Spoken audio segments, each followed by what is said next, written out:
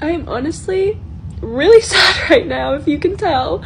That's like the weirdest thing about grief is like, didn't cry for 2 days, was good for 2 days, and now I'm by myself, and it's just like the hurricane, like it's here again, you know? It's, the tsunami is back. Like, it's just so hard, and like, I'm frustrated because I, got, my whole world got disheveled, and I feel like he has moved on, and he is healed and moved on and doesn't care about me, which I don't want him to come back into my life, but it still just sucks, I can't imagine, thank you guys for sharing stuff, like stories that you've gotten through this and it's been however many years, because I could not imagine that. I can't imagine being with someone for a really long time and going through this, Sorry if you can hear my cat literally playing in the background. Like, I was only with him for 4.5 years, 1 year married. I could not imagine, though, being with him for longer and this happening, but it's just so sad sometimes, and it's like so hard to have to learn how to do life by yourself again. Like, you don't have that person to call all the time or that best friend to go do things with. And that's what scares me. I've never truly been alone and worked on myself, and I'm terrified of it. Not me crying on the internet more, but I just want to share all of it, the good and the bad, so that I have this to look on a year from now and know that I did heal, but also to help anybody else who's going through heartbreak. Like, heartbreak sucks. It sucks so bad. You like physically feel the pain, emotionally, mentally, everything. And again, I had 2 really, really good days. Did not cry at all those 2 days.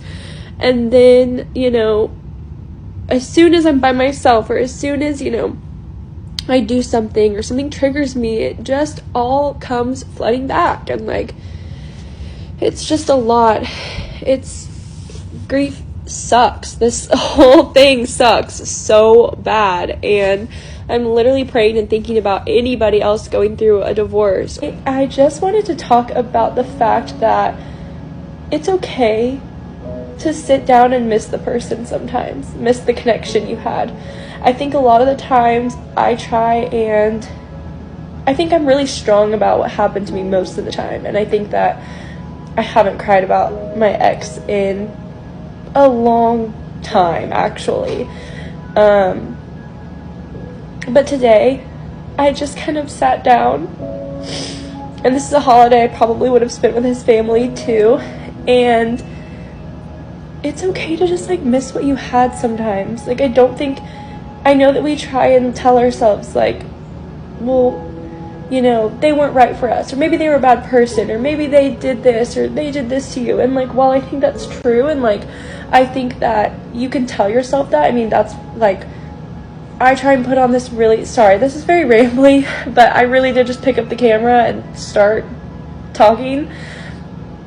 I think what I'm trying to say is that we tell ourselves, or at least I do, if I'm thinking about my ex, I typically am just like, nope, not gonna think about him. Like, we're detaching, you know what I mean? And that works the majority of the time.